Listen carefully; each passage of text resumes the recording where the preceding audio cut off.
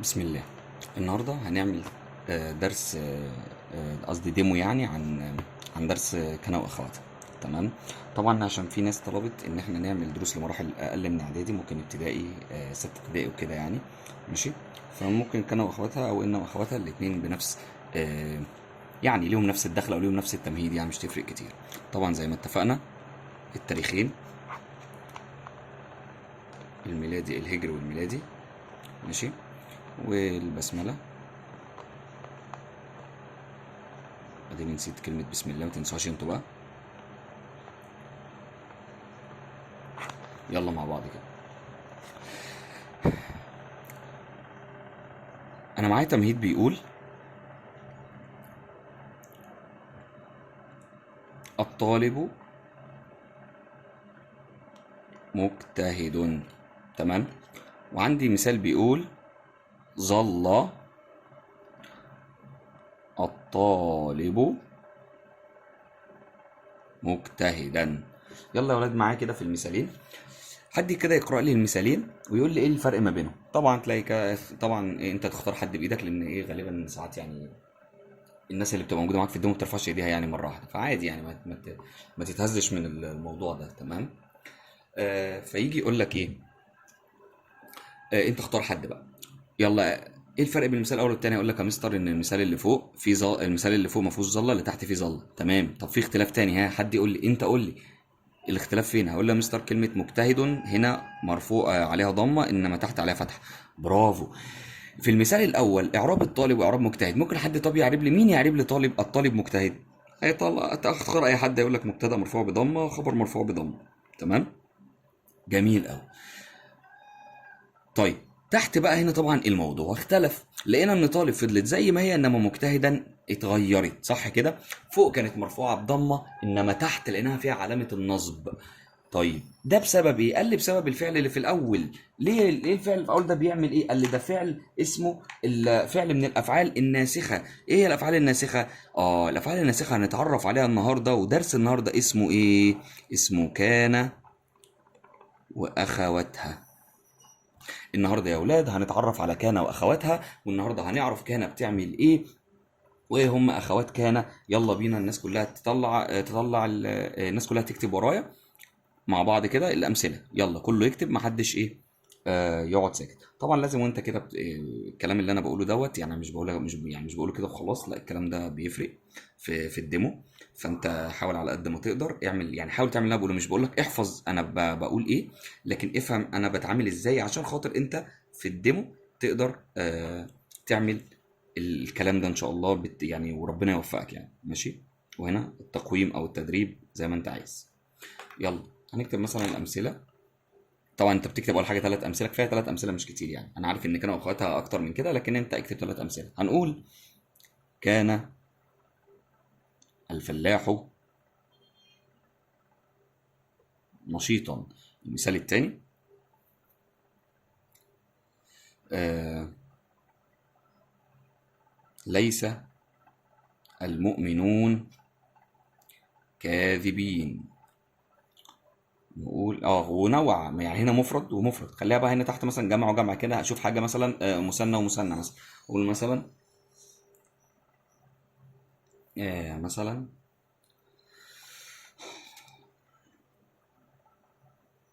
اصبح الطالبان نشيطين. ماشي. يلا يا ولاد كله يسيب اللي في ايده. تكتب طبعا التقويم، اي سؤالين بقى من عندك انت كده يعني، مثلا عشان بس الكاميرا ممكن تكون مش جايبه يعني. تمام. اي مثالين بقى من عندك انت كده. ماشي.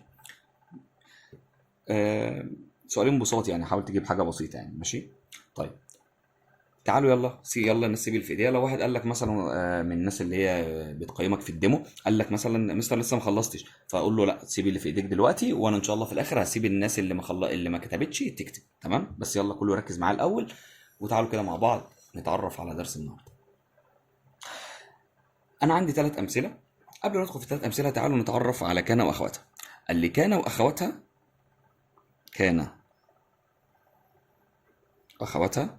قال لي حاجه اسمها دول افعال ناسخه ناقصة. يعني ايه الكلام ده؟ زي ما بصينا كده في التمهيد لقينا ان الطالب فضلت زي ما هي ومجتهد اتغيرت. فافعال ناسخة يعني إيه؟ قال لي ناسخة يعني مغيرة، ترفع المبتدأ ويسمى اسمها، وتنصب الخبر ويسمى خبرها. تاني كده يا ولاد، بيقول لي ناسخه يعني ناسخه يعني مغيره، بتغير. احنا متعودين ان المبتدا والخبر دايما مرفوعين، انما كان واخواتها دي بتدخل على الجمله الاسميه، بتخلي المبتدا مرفوع زي ما هو يسمى اسمها، وتنصب الخبر ويسمى ايه؟ خبرها. تمام. طيب امال ايه ناقصه؟ ناقصه لانها ناقصه من الحدث، يعني هي بتدل، قصدي ناقصه من يعني هي بتدل على حدث، بتدل على الزمن دون الحدث. يعني كان الفلاح نشيطا، ايوه كان بيعمل ايه؟ دلت على الزمن، كان من نشيطا مش عارف ايه، انما الحدث نفسه هي ما دلتش عليه. اتفقنا. وغير كده ناقصه ان هي ما بيجيش معاها فاعل، ان هي ما بتدخلش على الجمله الفعليه. احنا متعودين ان الفعل بيبقى معاه فاعل ومفعول، ساعات المفعول بيبقى موجود، انما هنا ناقصه فهي بتدخل على الجمله الاسميه، ما بتدخلش، ما بيجيش بعد منها فاعل، بيجي بعد منها اسمها وخبرها، وهي بتدل على الزمن دون الحدث. انما الفعل يا اولاد زي الافعال اللي احنا متعودين عليها، كتب، شرب، سمع، لعب، دي بتدل على الحدث والزمن مع بعض. نقول الحدث هو الكتابه، الزمن مثلا ماضي لو كتب، او يكتب مضارع. تمام. افعال ناسخه ناقصه، ونضيف كمان كلمه متصرفه. يعني ايه يا مستر متصرفه؟ متصرفه يعني تاتي بالماضي والمضارع والامر. تمام. جميل قوي. ايه بقى كان واخواتها؟ يلا احفظوها كده مع بعض. هنقول اول حاجه كان، اصبح، اضحى، ظل، صار، بات، ليس. كان واصبح واضحى وظل وصار وبات وليس، دي اخوات كان. طبعا اخوات كان كلها افعال ناسخه ناقصه متصرفه. ناقصه ناسخه يعني ايه؟ قلنا مغيره. ناقصه يعني ايه؟ يعني ما ايه، بتدخل على الجمله الاسميه وبتغيرها. متصرفه يعني ايه؟ بتيجي ماضي ومضارع وامر، لكن ما عدا الفعل ليس بيجي بالماضي فقط. خليكم بس عارفينها. تمام.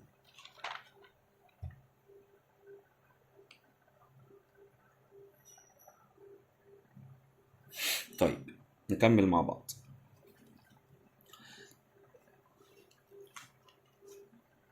تعالوا نبص على المثال الاول. حد بقى يطلع لي كان واخواتها ويعرب لي اسمها، يطلع لي اسمها ويعربه، ويطلع لي خبرها ويعربه. تمام. طبعا طلع حد في المثال الاول، يقول هنا يلا اقرا المثال، يقول لك كان الفلاح نشيطا. طب يلا معايا. فين اخوات كان؟ هتقول كان يا مستر اعرابها ايه؟ فعل ماض ناقص ناسخ. قولها كده ورايا. هنقول ايه؟ فعل ماض. طب ليه قلنا ماض؟ لانه بصيغه الماضي. فعل ماض ناقص ناسخ. حد يقول لي يعني ايه ناقص ويعني ايه ناسخ؟ هنقول له مستر ما احنا قلنا ناسخ اهو. ناسخ يعني بيغير، بيرفع المبتدا ويسمى اسمه، وتنصب الخبر ويسمى خبره. طب امال يعني ايه ناقص؟ ناقص يا مستر يعني هي بتدخل على الجمله الاسميه، ما بيجيش بعد منها فاعل، هي بتدل على الزمن دون الحدث. تمام. طيب يلا حد يطلع لي فين اسم كان وفين خبرها. الفلاح اسم كان مرفوع علامة رفعه الضمة. طب ليه قلت مرفوع؟ لأن القاعدة بتقول كده. يبقى أول حاجة عندنا في القاعدة يا ولادي إن كان وأخواتها تدخل على الجملة الاسمية وترفع المبتدأ ويسمى اسمها، أنا بكتب بسرعة، وتنصب الخبر ويسمى خبرها. تمام. كان وأخواتها أفعال ناقصة ناسخة. تمام. متصرفة. تمام. ده كده. وهخليهم هم يقولوا القاعده. هات القاعده من بقهم هم، هات القاعده منهم هم، مش انت اللي تكتب القاعده. يعني ها يلا عرفوني، مش احنا قلنا القاعده هي؟ ماشي. نكمل المثال الثاني. ليس المؤمنون كاذبين. فين اخوات كان؟ هتقول لي مستر ليس. برافو. يلا ليس اعربه ايه؟ فعل ماض ناقص ناسخ. تمام. طيب المؤمنون تعرب ايه؟ ها فين اسم؟ يقول لك المؤمنون اسم ليس مرفوع علامه رفعه بقى يا ترى ايه؟ طبعا تلاقي حد يقول لك الواو، وممكن حد من الحاضرين يعني يعمل نفسه طالب ومش عارف يقول لك مرفوع بالضمه برضه، فتقول له لا هنا ده جمع مذكر سالم، جمع المذكر السالم يرفع بالايه؟ بالواو، صح كده؟ خلينا نفتكر اللي فات، النحو متراكم، النحو ليه علاقه ببعض، اللي خدناه زمان بنحتاجه دلوقتي. المؤمنون اسم ليس مرفوع علامه رفعه الواو لانه جمع مذكر سالم. كاذبين، ها مين يعرف لي كاذبين؟ واحد تاني يرفع ايده. خبر ليس منصوب وعلامه نصبه الياء، اشمعنى الياء؟ لانه جمع مذكر سالم. اصبح الطالبان نشيطين، نفس الكلام. تمام. لحد هنا انت بتشرح تمام والدنيا كويسه، وهتديهم سؤالين تقوم تسالهم فيه وخلصنا. بس طبعا هيطلع بنسبه كبيره حد من الحاضرين يقول لك يا مستر طب انا عندي مثال بيقول، يقول لك اكتب يا مستر مثال بعد اذنك. هو هيقول لك يعني، يقول لك مثلا ايه؟ امتلأت السماء بالغيوم فكان المطر. يقول لك يا مستر انا عايز اعرف كلمه المطر. طبعا هنا من المطر هنا طبعا مش اسم كان، ليه؟ لان في ثانويه يعني او في اولى ثانوي الترم الاول في حاجه اسمها الافعال التامه والناقصه، يعني كان واخواتها اللي هم خدوها في سته ابتدائي دي افعال ناقصه. في اولى ثانوي هياخدوا نفس الافعال دي بس هياخدوها تامه. يعني ايه تامه؟ يعني فعل تام، يعني بيجي بعد منه فاعل والدنيا بتمشي جمله فعليه عادي. تمام. فاما تلاقي الصيغه دي فكان المطر، اعرف ان المطر فعل. طب انا اعرفها منين؟ لو انت مثلا مدرس ولسه مثلا ما اديتش مثلا ثانوي او كده، تمام، مش عيب يعني، كلنا بنتعلم من بعض. تمام. انا كنت بغلط في الحاجات دي. تمام. بص على انت كمدرس يعني، عشان خاطر بس ايه ما تقعش في الفخ ده.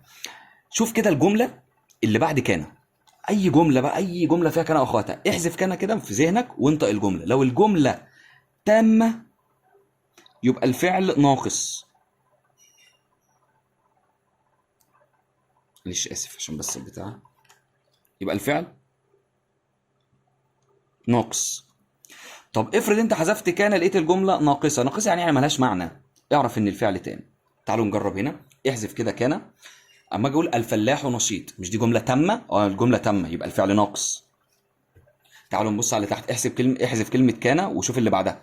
احذف كان وقول كلمه المطر. المطر دي جمله تامه، مفهوم يعني ايه؟ انا قلت المطر، انت كده فهمت انا عايز بحكي لك في ايه؟ لا طبعا مش تفهم حاجه، هتقول لي ايوه ماله المطر يعني، ما تكمل يا عم الجمله، خلي كلامك مفهوم. فلو حذفت كان واخواتها ولقيت الجمله اللي بعدها ناقصه، اعرف ان كان تامه واللي بعدها فاعل. الكلام ده مع كان وظل وكل الاخوات كان. تمام. دي تركه بتيجي كتير يعني. تمام. بس انت كده خلصت شرح درسك بطريقه بسيطه. طبعا هتقول لهم بقى المره الجايه بقى، زي ان احنا النهارده خدنا كان واخواتها صح، المره الجايه هناخد انواع خبر كان واخواتها. مش احنا خدنا انواع الخبر مفرد وجمله وشبه جمله؟ المره الجايه ان شاء الله هنكمل. وطبعا ما تنساش تكون قلت لهم على الاسئله بتاعه التقويم يعني، خليتهم يحلوها. تمام. والقاعده هم اللي بيقولوها بنفسهم. تمام. بالتوفيق.